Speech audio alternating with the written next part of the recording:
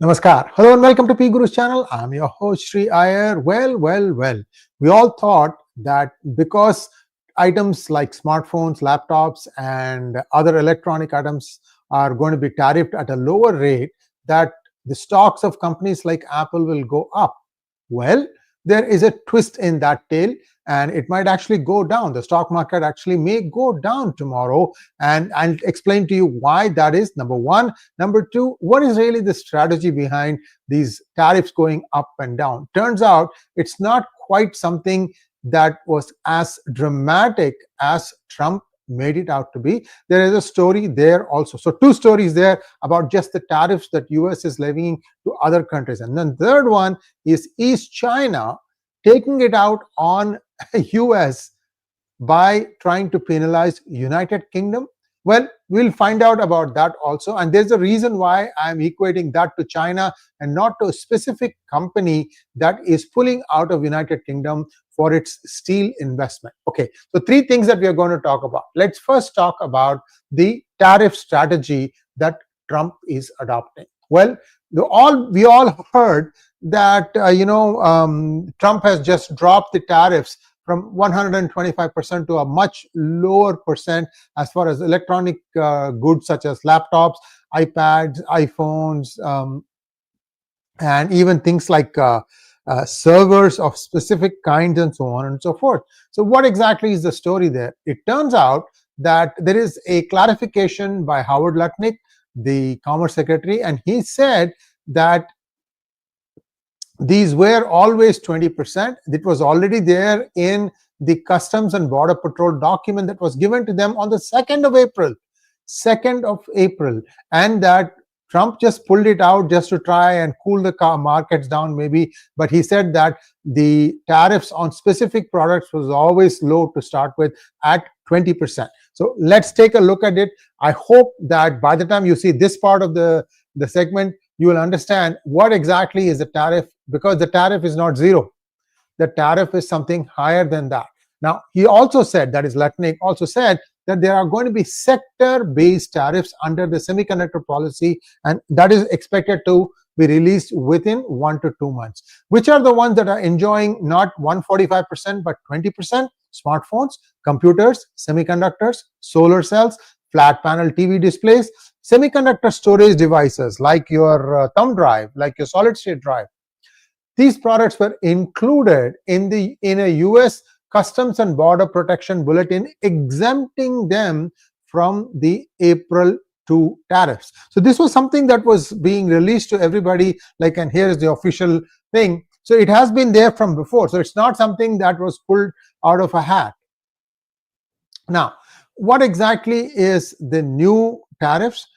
Upcoming tariffs in key sectors is electronics and semiconductors will face new tariffs soon, replacing the temporary exemptions. That means today, that is like tomorrow, the tariffs are going to be 20%, but there is another policy that is going to be out in 1 to 2 months that might again change it. So there is no guarantee that they are going to be at this level.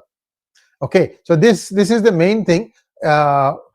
Pharma products are also being targeted with separate tariffs. I'll tell you why, viewers, why that is being done separately. First, they said pharma is exempted and Indian pharma companies are jubilant. But now I think they're looking at where does India source its active pharmaceutical ingredients, APIs. Turns out it is sourcing it from China. So there is a twist there. So I don't know. I don't think pharma is going to be 10%. Right now it is 10%. Right now it is 10% for India, but that might not be there. It might go higher. Well, what they really want, what United States really want, what Trump administration really want is for pharma companies, other companies to move their manufacturing into the United States. That is the key goal here. That's what is going to satisfy them. And many are going to try and say, oh, wait a minute, I'll do this. I'll sneak it in through this country and this country. And thereby it will just get under the radar and get released. I think that is not going to work. So 10% universal tariff for 90 days across the board. 20% on specific things coming from China. That's this list. Some smartphones, computers, semiconductors, it's still 20%. It's not small. Okay. and the rest are 145%. And then there is this other controversy that is coming up. This is the United Kingdom story. I'll come to that in just 1 second. There is this other controversy that is coming up. Do you know what is retail price elasticity and import price elasticity? Well, these are two technical terms that economists are using to say that the calculation of tariffs by the Trump administration is flawed. And they go on to say they are using retail price tariffs rather than that the Trump administration is using retail price elasticity rather than the import price elasticity for the same product. Why is it significant? Because if you use the retail price elasticities, the tariffs are going up way up. For example, the retail price elasticity, the number is 0.25, whereas the import price elasticity is 0.94. I mean, if I just look at those two numbers, right, as a layperson, the thing that jumps out at me is that the actual price, that has been paid by a company to an exporter in China to what it sells at the retail is 4 times. That's another way to look at it, right? In other words, the import price of a product is $1 and it is listing it on shelves at $4. So what the Trump administration said was, wait a minute, no, this is intentional. We wanted to use the retail price elasticity because that's what the customer, that's what the consumer pays at the counter. So this agreement, disagreement is also going on. Why I think that tomorrow the market is going to be not going up, but perhaps move sideways or even perhaps go down, because the reality is that still 20% is going to be levied. 20% taxes are still going to be levied on laptops and other things that are coming from China. So this is where things stand as far as the tariffs go. So Trump has just clarified something that was already there in a particular document. I think he was using that to cool down tensions, to make people feel like, look, it's not going to hit your wallet as badly as you thought.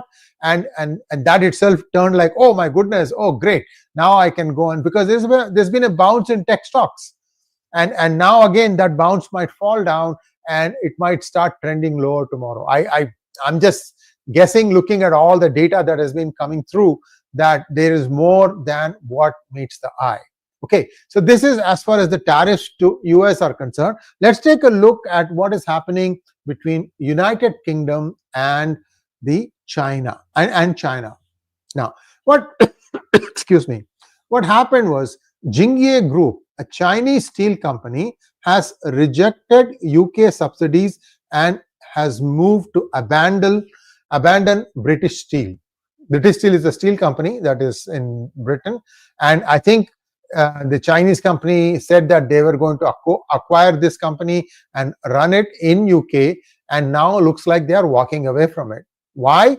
Because they are saying that this is a mixture of hybrid warfare, meaning that UK is opposing Russia, and since China is a friend of Russia, therefore China doesn't want to help out UK.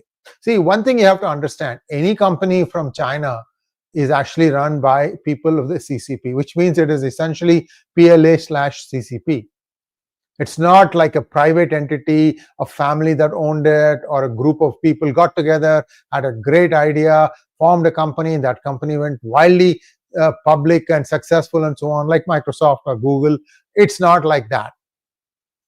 So looks like the Chinese Communist Party is now starting to put pressure on countries like United Kingdom, saying that, okay, we are going to walk back on some of our commitments. This has been a problem of China. I mean, many say that they have broken more WTO rules than followed them. So it is like, once you become big, then they start saying, I'm too big for me to follow what you said. I will follow my own rules, and those rules keep changing. So there is a US warning that there's going to be a $1.9 trillion economic tsunami from China. So this is something that, again, US has said. We'll talk about that in a different monologue because it's going to be a little bit long.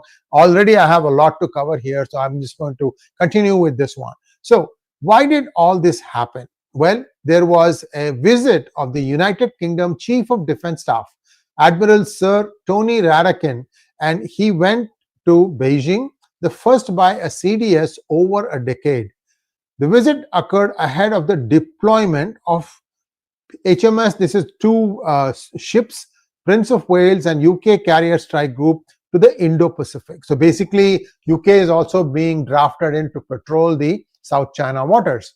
US officials believe China is coordinating with Russia and North Korea to destabilize regional peace. Which is the regional peace? South China Sea, those islands that we talked about.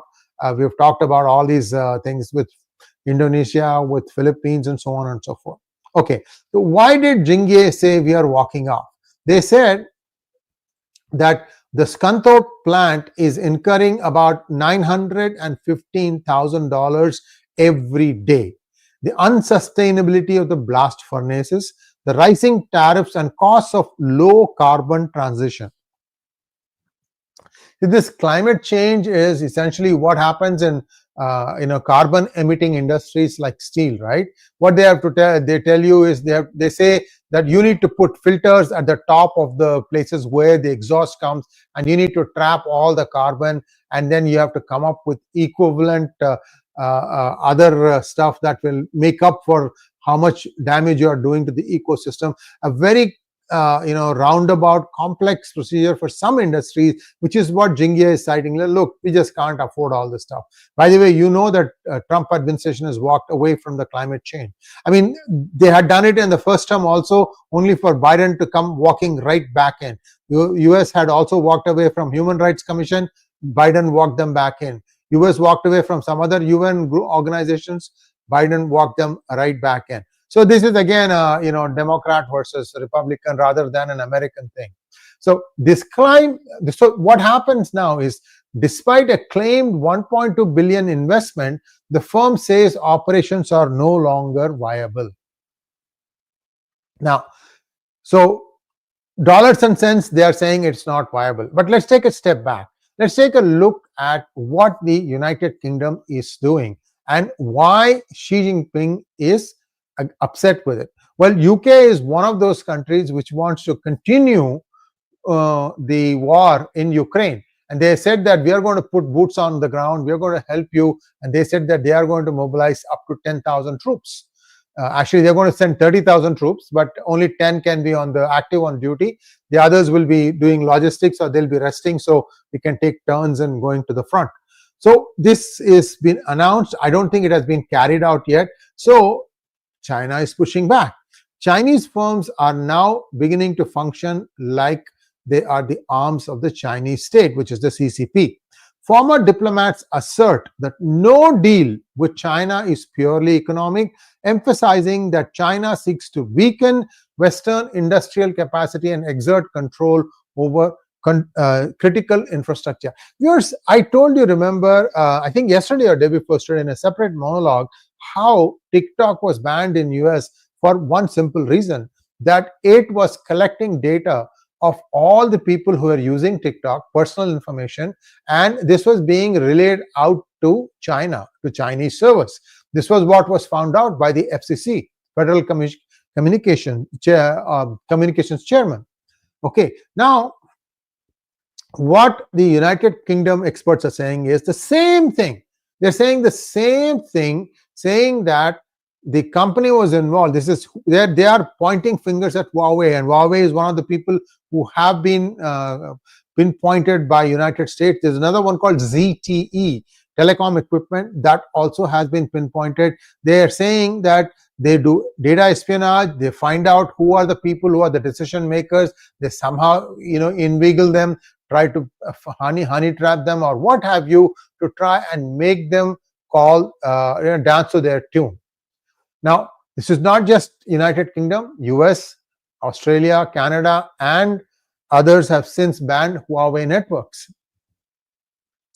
Chinese state-backed firms like China General Nuclear Power Group have invested in the UK's nuclear projects, including Hinkley Point C. Will they pull the cord now? If they do that, UK is going to go dark. That's going to be a huge problem.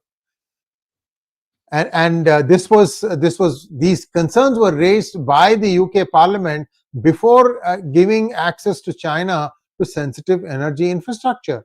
But UK said, well, what choice do we have? Perhaps that they were running out of money, so they thought that they'll just allow them in. By the way, the last year under Keir Starmer, one of the highest illegal immigrants move into UK, highest numbers.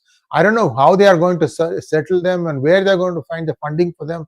This is madness, and it's insanity. It's not even madness. Now, there are other companies of Chinese state-owned things like COSCO. They hold major stakes in European ports, including majority ownership of Greece's Piraeus port and shares in Rotterdam and Antwerp.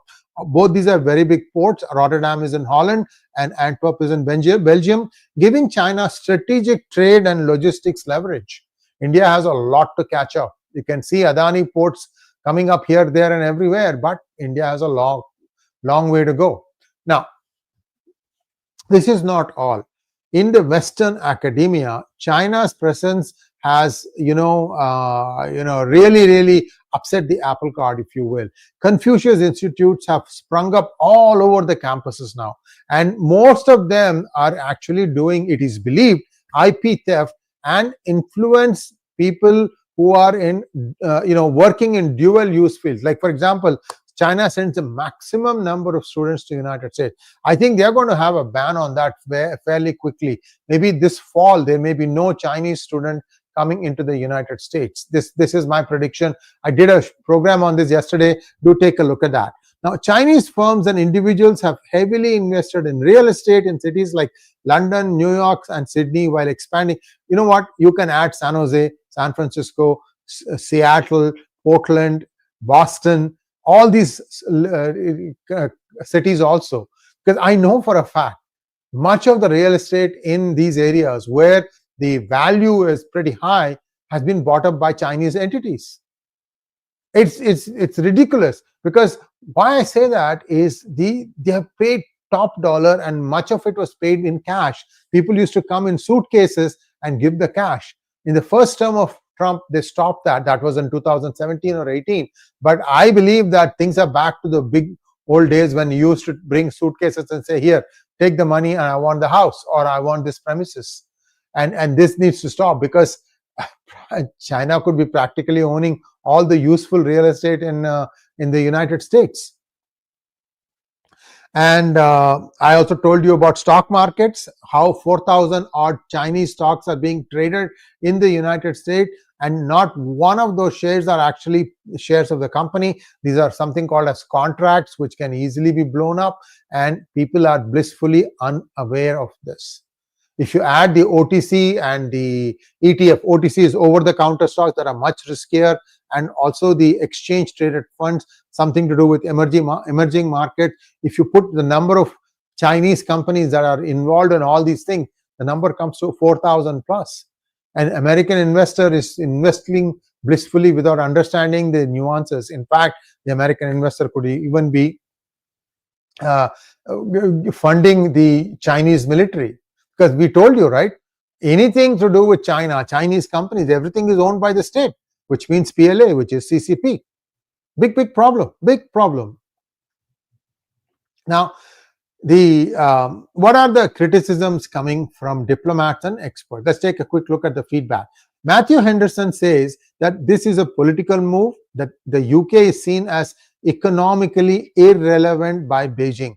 Now, this is very interesting here, right? US is not exactly happy with UK either at this point of time. And now UK is being shunned by Beijing. They are dropping the ball. And I know US Steel is going to be, I think, working with Nippon Steel from Japan. And the US doesn't want to give up its steel. And today morning, Sree Iyer App IOS said that even coal is going to make a resurgence in the United States. All these were shut down, citing climate concerns. And these are all going to make a comeback. So US is trying to bring manufacturing back home, because It has been proven now. If you don't manufacture, then you don't innovate. Just doing designs and giving it to somebody else to manufacture is not the same rate of growth as being able to do your own manufacturing, have your own design, have your own enhancements. 4 companies doing it, so that there is competition, that there is more stuff going. Right now, I can tell you all these Chinese-made Bluetooth receivers, they all appear to have the same chip. All Chinese microphones, they all seem to have the same chip because the functionality is very, very similar. And thereby, if there is a bug in one, everything has the same bug.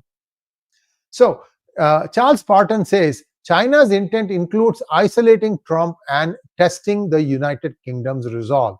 𝗟𝗡𝗙𝗿, executive director of IPAC, accused Jingye of breaching investment obligations and warned that the CCP aims to weaken democratic industrial bases, blah, blah, blah. I'll tell you one thing.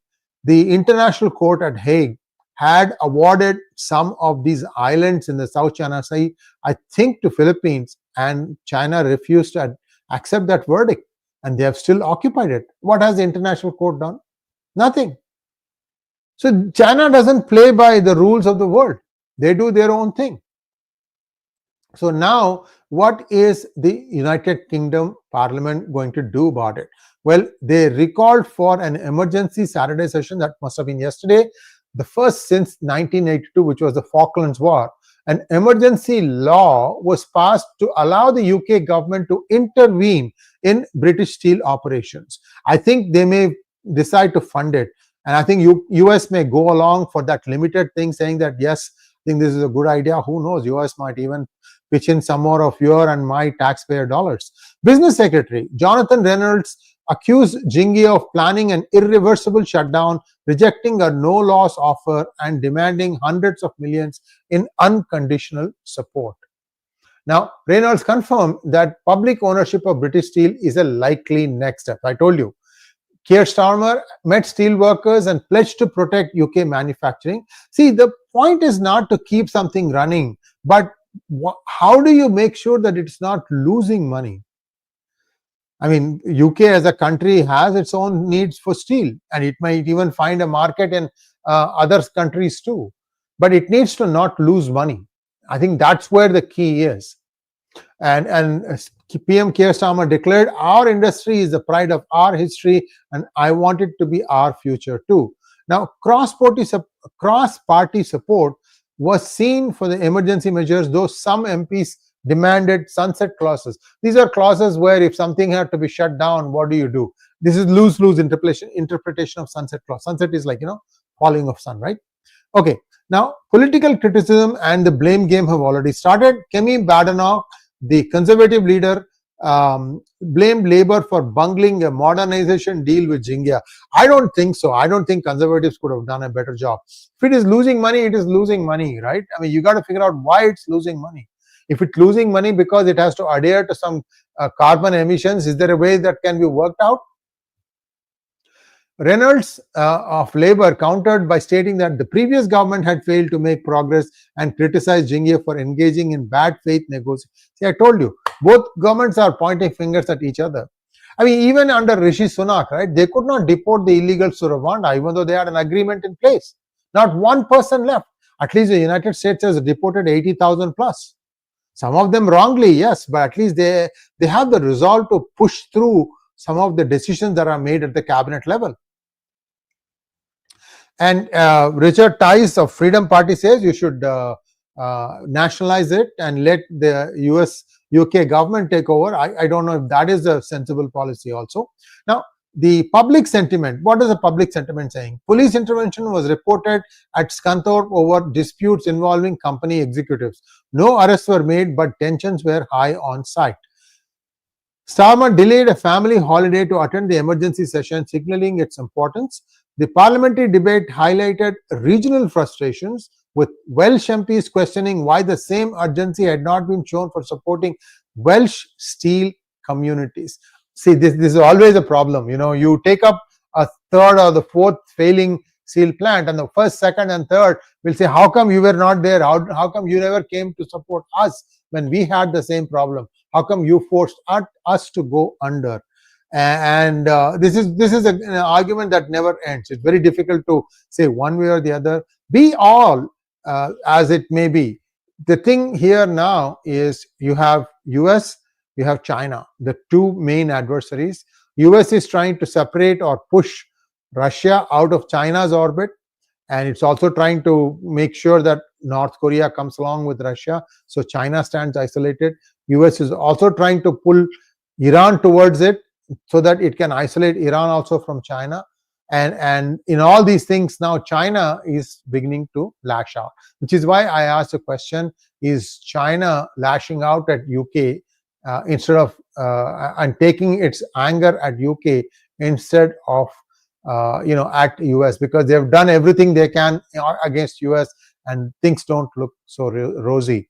Remember guys, 20% is still going to mean like 4 to 5% at the counter when these tariffs kick in for even smartphones and laptops. 4%, let's say 3 to 4%. Because last time the 20% resulted in 1.7% increase. This time I think that room to reduce is less. So I think the next 20% raise might result in 3 to 4% higher costs for smartphones and phones and things like that. That's all I have. Let me see if there are any questions from you all. Just one second.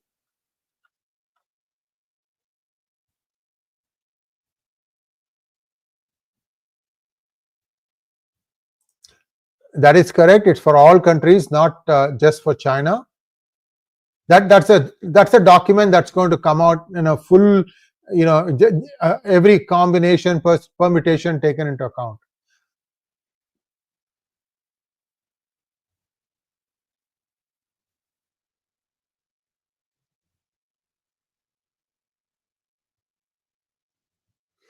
Well, some of you are predicting some drastic things. Let's see one question here.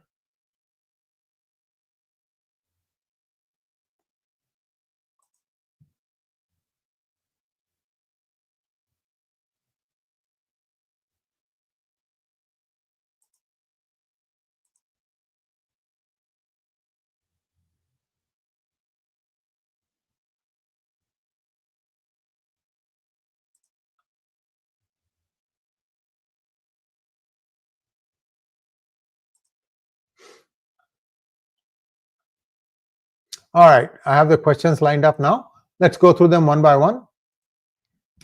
Rohan Shah, thank you so much. Why no videos on BJP-ADMK alliance? Rohan, we had a very detailed session with Sriram Seshadri. As a matter of fact, we've done 2 videos last Saturday as well as this Saturday. They aired in English. Do watch them. We have bared the whole thing out. We have done every kind of dissection possible, and the reason why Annamalai was why he was changed. It was his request that he didn't want to be part of ADMK alliance, and I think it sort of got himself painted into a corner probably. Krishna Kishore wants to know, China supplies 10 kilowatt with lithium battery to USA solar panel under $10,000 US. In India, 5 kilowatt costs 10K USD unless manufacturing picks up. It is hard to replace. Your thoughts? Krishna, there is more than just that. See, what happens is solar panels only give you about 14 to 15% efficiency. In other words, 100 watts of solar energy will give you only 15 watts of electrical energy, excuse me. So, and even that will come only if you use the right kind of filters. For the United States and Europe, the solar panels are coated with UV filter, ultraviolet filter. And for countries like India, which is closer to the equator, what you need to coat them with is IR filter, infrared filter. Will China make that adjustment and coat it IR and send it to India? Probably not. If that is the case, then even the efficiency is going to take a toss. Not only that, solar panels themselves need to go through a lot of evolution. You can get 25 to 30%. That means you can effectively double it. One simple change is not to have just one panel, but to have 2 or 3 panels, and because 28% of the sun light that hits the panel gets reflected. If there's a way you can capture that, if you can trap that, then and use that to also, that's why I'm saying 2 panels. Like for example, at Polaroid at 90 degrees off, then you may be able to capture those things. These are all experiments. You need to do some dedicated research, and that's when you are going to have results. That's why you need to have manufacturing, because manufacturing will continuously drive to get better and better products for lesser and lesser cost. So wait for this. This is going to, I think there will be more resolution, clarity in a few months. Just wait. Pawan Kishore wants to know, will Trump administration do any devaluation of dollar as a move to strengthen their export strategy? I don't think so, Pawan. If there is anything, we talked about having two versions of a dollar, a domestic and an international dollar, with Simon Hunt and Alex Cranio. I think that might end up happening. It looks like things are headed towards that. By the way, today they found that there is 400 tons missing in Fort Knox. I told you, right?